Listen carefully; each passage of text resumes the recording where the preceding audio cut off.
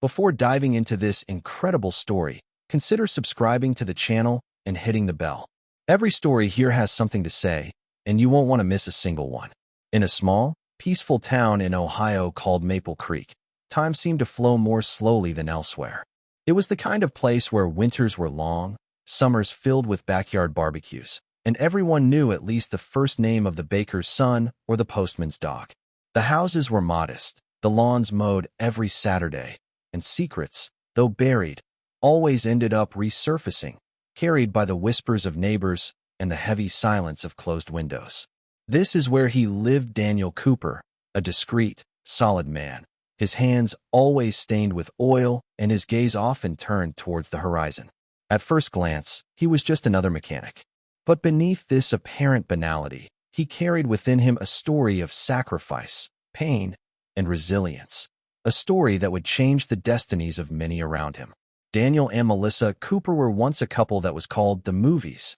They met in high school, she captain of the Majorettes, he a baseball player without great ambitions.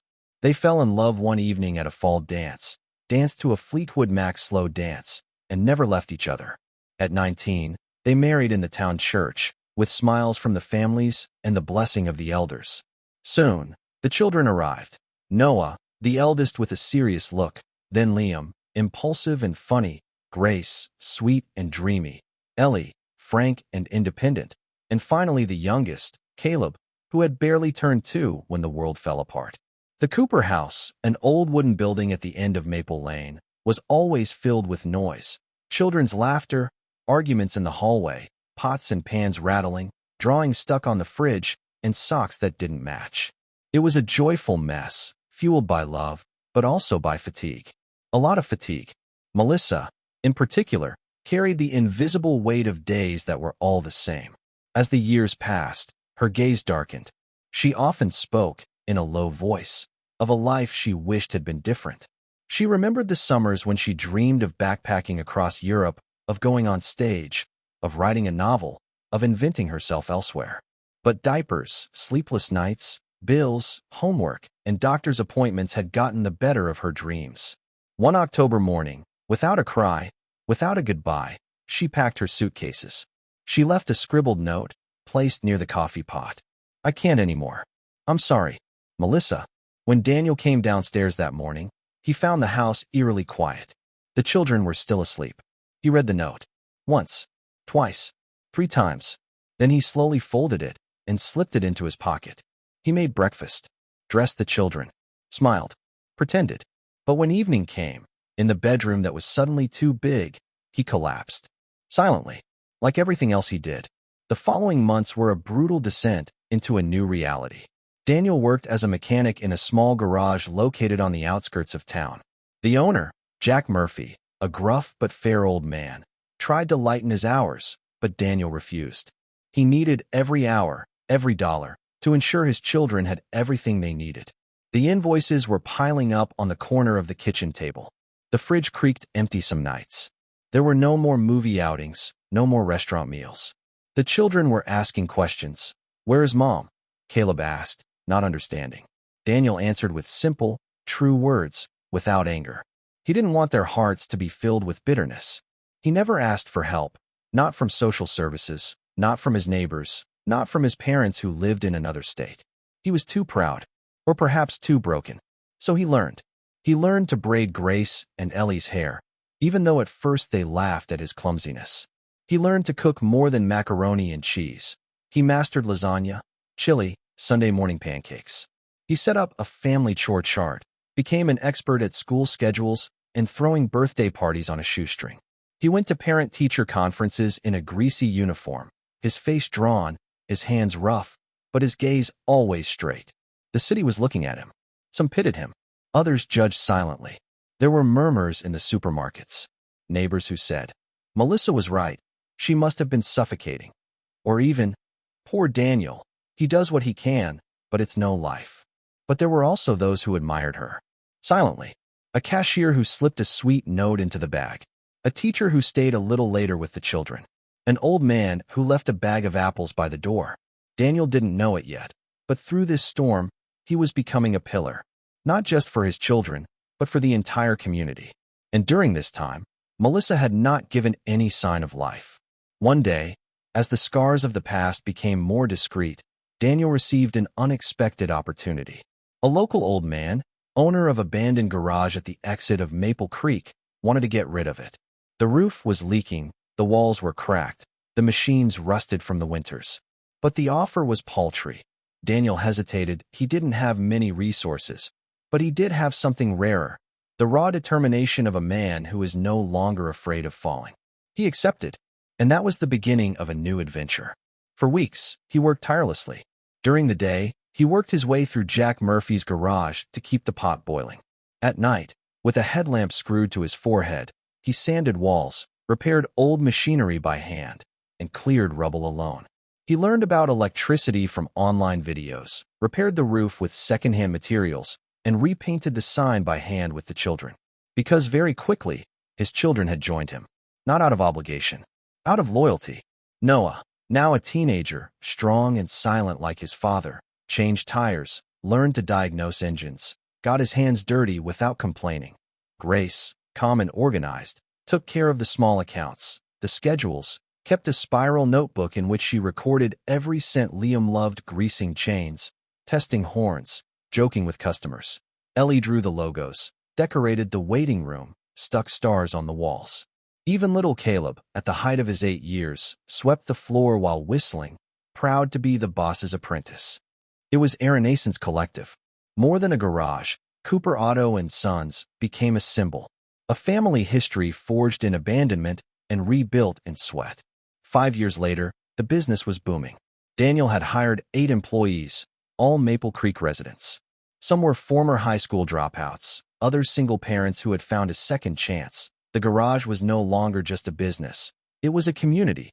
People came here to have their cars repaired, yes, but also to share a coffee, ask for advice, find a little human warmth. The Cooper family was now a mainstay of Maple Creek. The kids were shining. Noah was preparing for college. Grace dreamed of accounting. Ellie wanted to be an architect. Liam was considering taking over the garage one day. Even Caleb, who loved asking questions about engines, had become the company mascot. But despite the laughter, the successes, the diplomas displayed in the living room, a void remained lodged in a corner of everyone's heart in absence that no longer hurt every day, but which sometimes imposed itself at night in the silence. A voice that had disappeared without a goodbye. A mother, Melissa. And then, one spring morning, as the birds sang above the garage, Daniel was leaning under the hood of an old red Ford. The sun filtered through the half-open door, drawing golden lines on the ground. He was wiping grease off his fingers when a figure appeared at the entrance. She wore large dark glasses, a wrinkled beige coat, a worn bag over his shoulder. His hair, once shiny, was now dull, graying in places. His face betrayed the years, dark circles, fine wrinkles, a look full of fatigue and worry. It was Melissa. She stood there for a moment, as if paralyzed by the scene before her. The garage, vast and orderly, with tools carefully hung, the walls repainted, the offices in full activity. Then her eyes fell on Daniel, who slowly straightened up, a rag in his hand. He recognized her immediately, but he said nothing. His face remained impassive, his eyes expressionless. A silent storm was boiling inside him. 10 years. 10 years of silence, of nights alone with the children, of wounds bandaged without answers.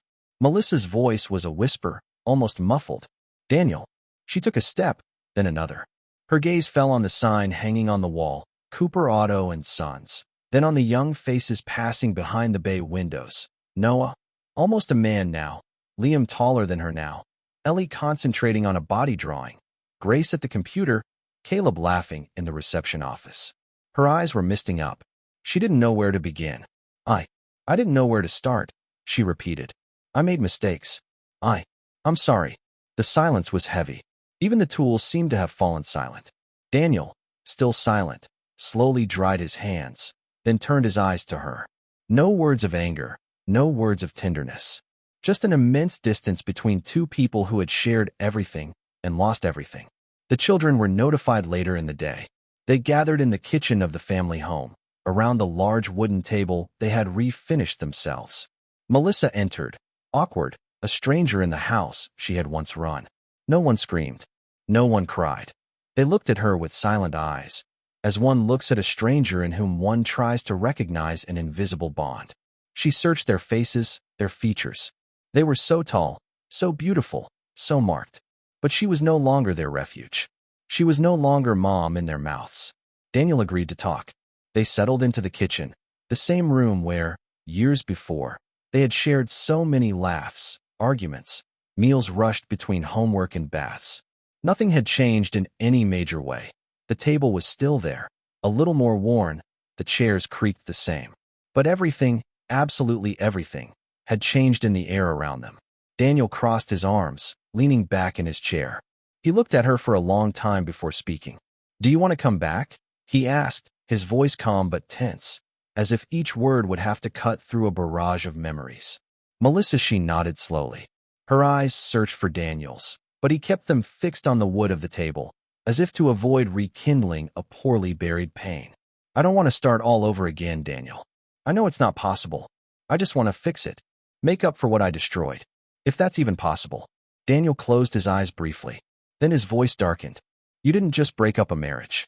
You abandoned 5 souls. 5 children who waited for you every night by the window, convinced they'd done something wrong. Do you know how many times Caleb asked if you'd come back?"